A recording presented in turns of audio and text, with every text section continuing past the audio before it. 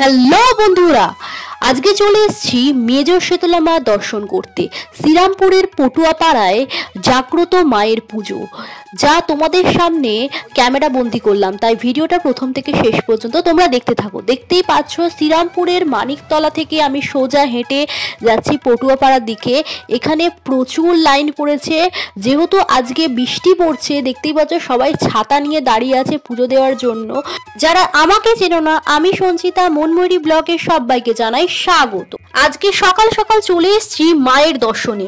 আজকে হচ্ছে মেজ শীতলা মায়ের অষ্টমী পুজো, যা শ্রীরামপুরের মানিকতলা থেকে সোজা হেঁটে যে পটুয়াপাড়া রাস্তাটা যেদিকে চলে যাচ্ছে, সেইখানেই হয় মেজ শীতলা মার পুজো। শীতল আকৃতি বিশিষ্ট বলে দেবীর আর এক নাম শীতলা, তাই দেবীর মূল পুজো হয় ডাবের জল দিয়ে। দেখতেই পাচ্ছ বন্ধুরা, খুব সুন্দর করে মাকে এখানে সাজানো হয়েছে।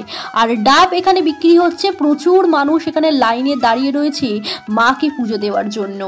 প্রতি বছরই হাজারো ভক্তের সমাগম ঘটে এই মন্দিরে।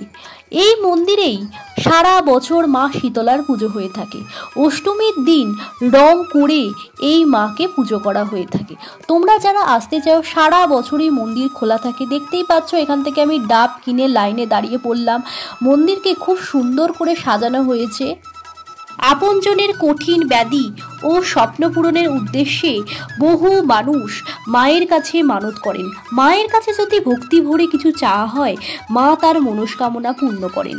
এখানে মানত পূরণের উদ্দেশ্যে বহু মানুষ এসে দণ্ডি কাটে। দেখতেই পাচ্ছ এখানে দণ্ডি কাটছে বহু মানুষ। তোমরা কে কোথা থেকে ভিডিওটা দেখছো তারা অবশ্যই আমাকে কমেন্ট করে জানিও। তোমাদের একটু ভালোবাসা আমাকে এগিয়ে নিয়ে যেতে সাহায্য করবে।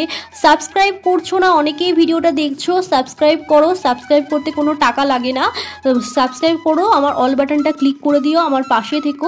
অনেকক্ষণ লাইনে দাঁড়ানোর পর অবশেষে আমি পৌঁছে গেলাম মায়ের কাছে। দেখতেই পাচ্ছ বন্ধুরা, মায়ের কাছে পৌঁছে গিয়ে মনটা যেন শান্ত হয়ে গেল। প্রচণ্ড ভিড় হয়েছে, তার মধ্যে ডাবের জল দিয়ে বহু মানুষ মাকে পুজো করছে ভক্তি ভরে। প্রায় 200 বছরের পুরনো এই মন্দির। যারা যারা এই মন্দিরে আসতে চাও, সারা বছর মন্দির খোলা থাকে, তোমরা এসে মায়ের কাছে পুজো দিতেই পারো।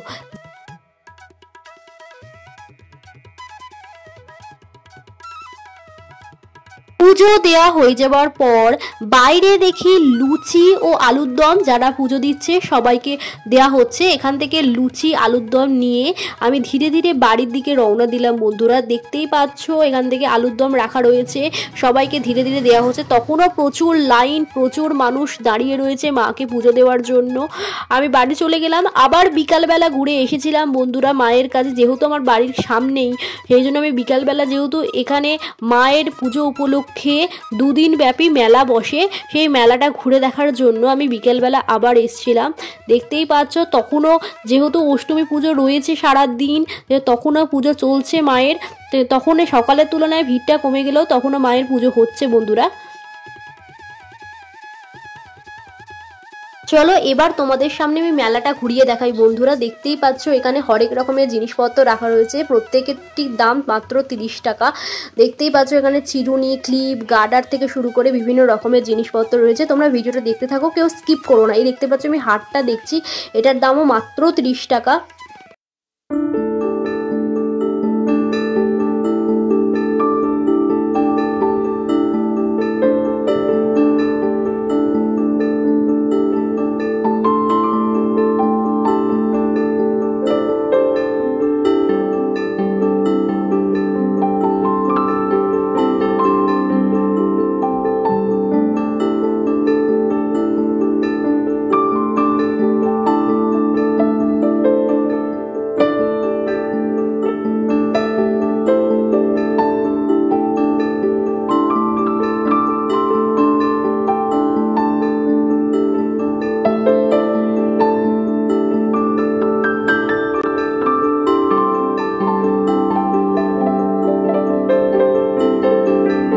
মেলার মধ্যে গরম গরম জিলিপি খেতে আমার তো বেশ ভালোই লাগলো।